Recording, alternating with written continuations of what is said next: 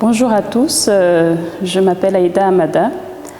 J'ai un parcours très atypique puisque après un DESS que j'ai effectué en France en économie appliquée au marché émergent, j'ai travaillé pendant 10 ans à l'ambassade du Mexique à Paris avant de passer un concours pour intégrer la Banque centrale en 2011. Je suis arrivée à la direction du contrôle et de l'audit interne où j'ai travaillé pendant 4 ans avant de passer responsable de la caisse et des opérations bancaires où j'ai eu à manager une équipe d'environ 12 personnes. Puis en 2017, j'ai été nommée chef de cabinet du gouverneur qui venait d'arriver à la Banque centrale. Donc il faut savoir que le poste de chef de cabinet n'existait pas à la Banque centrale avant 2017. Donc je suis la première chef de cabinet nommée à la Banque centrale et j'ai dû construire ce poste comme ça se fait ailleurs dans d'autres banques centrales. Donc je suis chargée entre autres de coordonner un peu les actions du gouvernement de la banque. Et donc je suis amenée aussi à exercer le rôle de coordination entre les autres directions de la Banque centrale avec le gouvernement de la banque. Je suis très fière d'être déjà la première chef de cabinet femme au sein de la Banque centrale.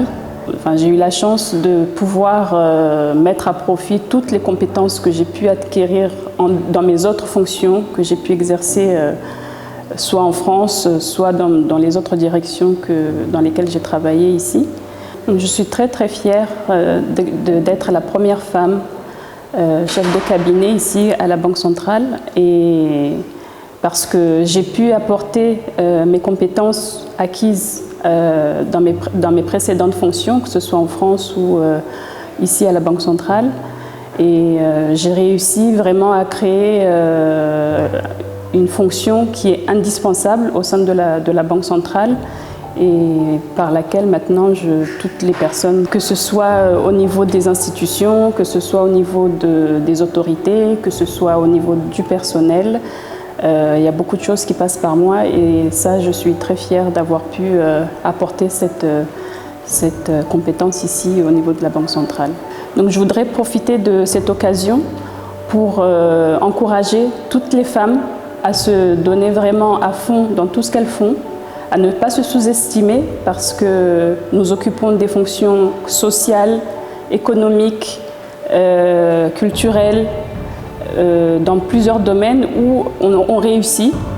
Je voudrais insister sur le fait que vraiment nous sommes capables d'améliorer les choses parce que nous avons une vision qui est différente de celle des hommes, sur le fait que la femme est vraiment capable et elle peut être très ferme dans ce qu'elle demande, très exigeante, mais en même temps humaine. C'est vraiment le message que je souhaiterais qu'on retienne dans le cadre de cette édition 2023 de la Journée des droits de la femme. Comme vous le savez, le thème choisi cette année pour célébrer la Journée internationale des droits de la femme, c'est la femme et le numérique. Donc je voudrais aussi encourager, parce que ce sont des nouveaux métiers que nous apprenons chaque jour, et encourager également les femmes à s'orienter vers ces nouveaux métiers parce que le monde est en perpétuel mouvement, changement, et le numérique actuellement, c'est vraiment ce qui va nous amener vers l'émergence.